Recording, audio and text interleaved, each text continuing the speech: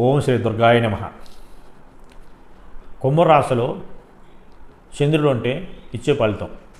మీ జాతక చక్రంలో మీ రాశి ఏ రాశి అయినప్పటికీ కూడా కుంభంలో చంద్రుడు అంటే పూర్తి యోగాన్ని మాత్రం ఇవ్వలేడు.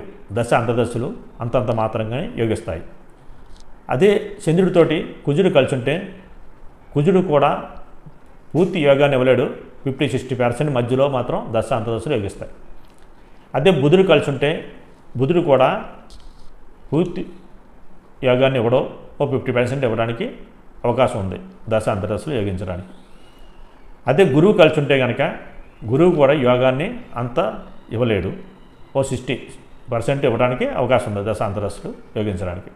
అదే శుక్రుడు కలిసి ఉంటే కనుక శుక్రుడు యోగాన్ని పూర్తి స్థాయిలో ఇవ్వలేడు, కానీ 50-60% మధ్యలో ఇవ్వడానికి అవకాశాలు ఉన్నాయి.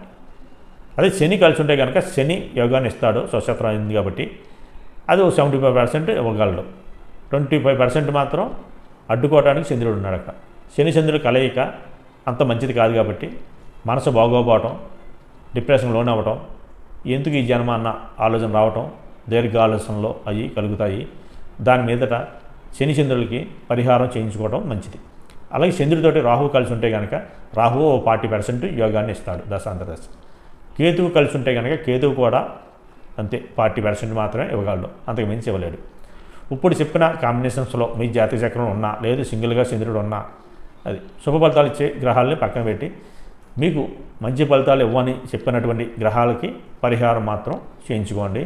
పరిహారం చేయించుకుంటే మీకు కోట్లు కలిసి వస్తాయని నేను అంటలా. సింపుల్గా తక్కువ ఖర్చుతోటి పరిహారం చేయించుకోండి. జరగబోయే నష్టాన్ని ఆపడానికి ఆ పరిహారం కలిసి వస్తుంది.